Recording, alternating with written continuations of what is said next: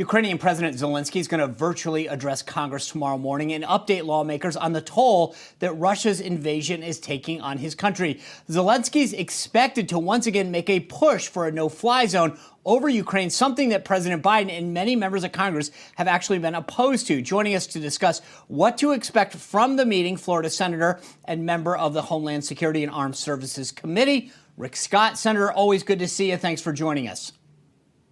Sean, it's nice to be with you. I look forward to hearing from President Zelensky. We heard from him about 9 or 10 days ago. And what he needs is he needs our support. He doesn't need American troops. What he needs is our equipment. He needs our planes. And then the Ukrainian people are going to show up. They're doing their job. They're fighting the Russians. So I'm very proud that Zelensky has rallied his country like he has. We got to show up, and we can't be slow at it. Biden has been slow at it. Biden's one stopped the planes coming from Poland. That's wrong. But there's other pieces of equipment we can give them to defend themselves. And we've got to do everything we can. So let's talk about that. The planes, first were greenlit, then we were told they're not going to go. He's asked for a no-fly zone. We've been told he's not going to do that. Is there anything that you guys in Congress, who frankly have been leading the way in the sanctions and the permanent trade relations way, pulling that back, is there anything that you guys on a bipartisan basis are prepared to give right now?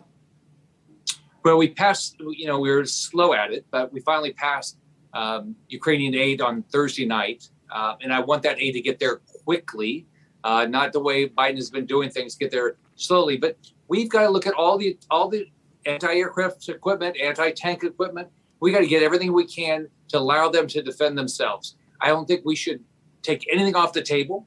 We should say, look, we're not sure what we're going to do. We're going to make a decision as this goes on.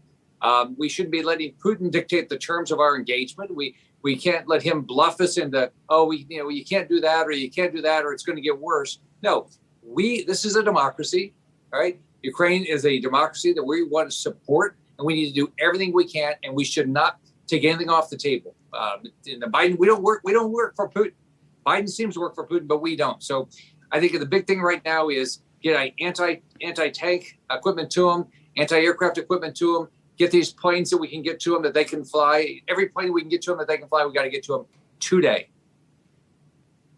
Senator, I do want to discuss the Iran nuclear deal with you. Russia has been the one helping us negotiate that with Iran since Iran won't talk to us. But there are new reports out just moments ago that Russia is saying they have a written guarantee on the Iran nuclear deal. Have you heard of these reports? I have not heard that.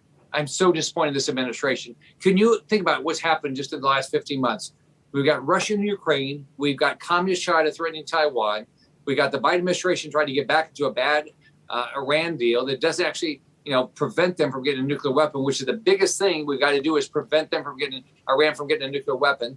We've got a president that will not stand up to the Castro regime, Maduro. He's actually begging Maduro for oil, a guy that's killing his own citizen, is a friend of Putin's.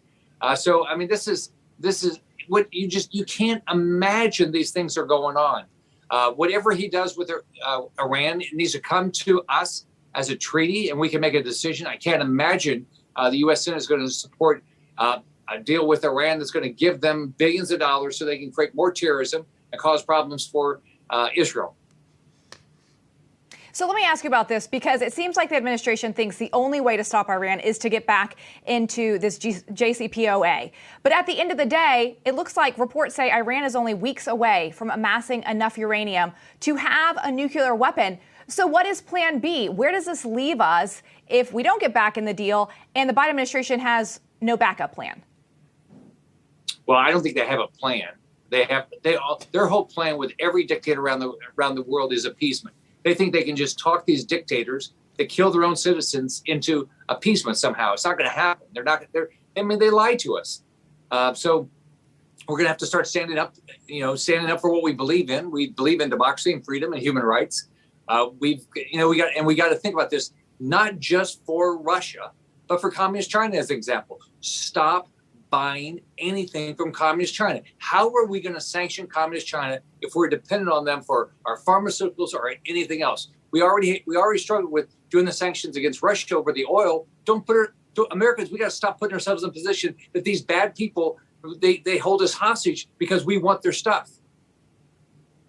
That's right. Senator, I know you and I got a chance to briefly catch up down at CPAC. You know, you've released this 11-point American Rescue Plan. And I know there's a lot of Beltway type folks here in Washington that got upset by it. But I got to give you a lot of credit.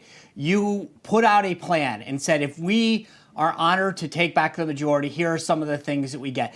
I think people outside the Beltway want to see that kind of leadership, the kind of leadership that you exhibited as governor. I know people in D.C. don't like that because they just say, let's just kind of put our heads in the sand, right? What kind of feedback did you get in Florida, though? What kind of Beltway outside the Beltway did you get?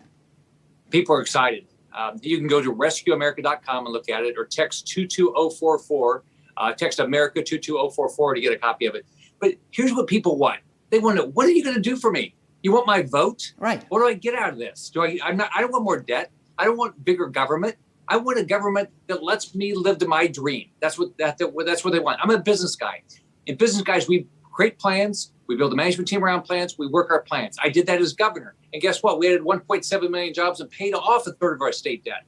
Up here, what's our plan? We got to get a plan. I think we're going to get a majority. When we do, what are we going to get done? What are we going to tell the American public? And then we have a checklist. We're going to get this done, and then this done, and this done. I'm glad Newt Gingrich has been very supportive because he did this back in 1994. And part of the reason why we took back the House in 1994 was because they had a plan and they worked their plan after the election.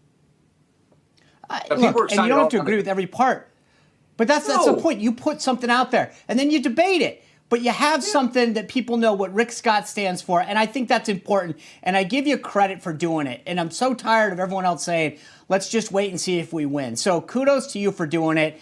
I do want to say another big thank you for you and all the senators for voting today to make daylight savings time permanent. It's about time, and I hope that the House does their job and follows your lead.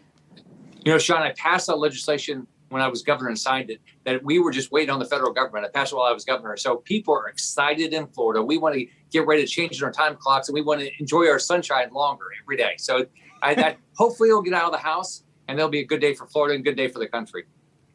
I figured the Sunshine State would be all over that. Senator Rick Scott, thanks so much for being with us as always. Bye, Sean. Bye, Lindsay. See you. All right, you bet.